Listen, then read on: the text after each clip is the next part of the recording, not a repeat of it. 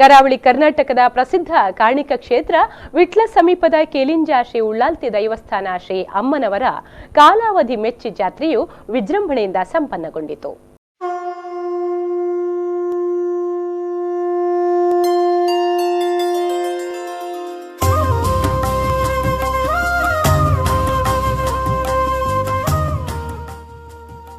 ವರ್ಷಾವಧಿಯಂತೆ February 12ರಂದು ರಾತ್ರಿ ಬೆಂಜಂತಿಮಾರಿನಲ್ಲಿ ಅಮ್ಮನವರಿಗೆ ಭಜನೆ ನಡೆದು ಫೆಬ್ರವರಿ 13ರ ಬೆಳಗ್ಗೆ ಬ್ರಾಹ್ಮಿ ಮುಹೂರ್ತದಲ್ಲಿ ಪಾಲೆ ಮಂಟಮೆಯಲ್ಲಿ ಭಂಡಾರ ಏರಿ ವಿಜೃಂಭಣೆಯಿಂದ ಮೆರವಣಿಗೆ ದೈವಸ್ಥಾನ ತಲುಪಿದೆ. ಬೆಳಿಗ್ಗೆ 7 ಗಂಟೆಗೆ ಗಣಪತಿ ಹವನದಿಂದ ಧಾರ್ಮಿಕ ವಿಧಿವಿಧಾನಗಳು ಪ್ರಾರಂಭಗೊಂಡಿವೆ. ತದನಂತರ ಧ್ವಜಾರೋಹಣವಾಗಿ ಮಧ್ಯಾಹ್ನ 12 ಗಂಟೆಗೆ ಸರಿಯಾಗಿ ಶ್ರೀದೇವಿಯ ಮಹಾಪೂಜೆ, ಹೂವಿನ ಪೂಜೆ, ಕುಂಕುಮಾರ್ಚನೆ, ಕರ್ಪೂರಾರತಿ, ತ್ರಿಮಧುರ ಸೇವೆಗಳು ನಡೆಯಿತು. ಸಂಪ್ರದಾಯದಂತೆ ಸಂಜೆ 5 ಗಂಟೆಗೆ ದೈವಸ್ಥಾನ ಎದುರಿನ ಮೈದಾನದಲ್ಲಿ ಚೆಂಡು ಹಾಕುವ ಸಂಪ್ರದಾಯ ನೆರವೇರಿದೆ. ರಾತ್ರಿ 9 ಸರಿಯಾಗಿ ಉಳ್ಳಾಲ್ತಿ ಅಮ್ಮನವರ ಮೆಚ್ಚಿ ಜಾತ್ರೆಯು ವಿಜೃಂಭಣೆಯಿಂದ ನೆರವೇರಿದೆ.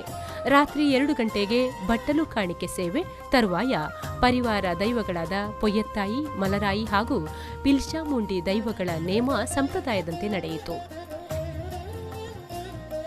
ಕೆಲಿಂಜ ಉಳ್ಳಾಲ್ತಿ ಸನ್ನಿಧಿಯಲ್ಲಿ ಭಕ್ತರು ವಿಶೇಷವಾಗಿ ಸಂತಾನ ಪ್ರಾಪ್ತಿಗಾಗಿ, ವಾಕ್ಶ್ರವಣ ದೋಷ ನಿವಾರಣೆಗಾಗಿ, ಉದ್ಯೋಗ ಪ್ರಾಪ್ತಿ, ಜಲಸಂಪತ್ತು, ಇಷ್ಟಾರ್ಥ ಸಿದ್ಧಿಗಾಗಿ ಹರಕೆ ಸಲ್ಲಿಸುತ್ತಾರೆ.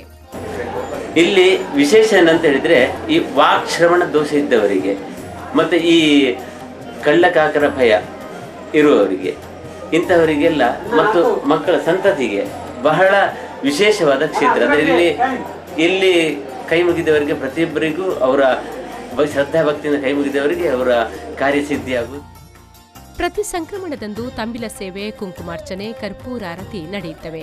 ಇದಲ್ಲದೆ ಪಂಚ ಪರ್ವಗಳಂದು ಕೂಡ ತಂಬಿಲ ಸೇವೆ, ಲಲಿತಾ ಪಂಚಮಿ ಮತ್ತು ನವೀಕರಣದ ವಾರ್ಷಿಕೋತ್ಸವ ದಿನದಂದು ಮತ್ತು ಜಾತ್ರಾ ದಿವಸ ಮಾತ್ರ ಹೂವಿನ ಪೂಜೆ ನಡೆಯುತ್ತದೆ.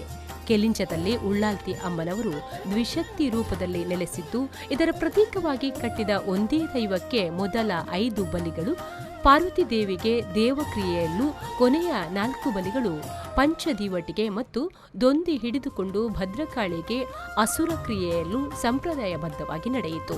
ಆಡಳಿತ ಮತ್ತು ಉಸ್ತುವಾರಿಯಲ್ಲಿ ಮಾನಾಳುವ, ಮದನಾಳುವ ವಂಶಸ್ಥರ ಮತ್ತು ಗುತ್ತಿನವರ ಊರ ಪರವೂರ ಭಕ್ತರ ಸಹಕಾರದಿಂದ ನೆರವೇರಿತು.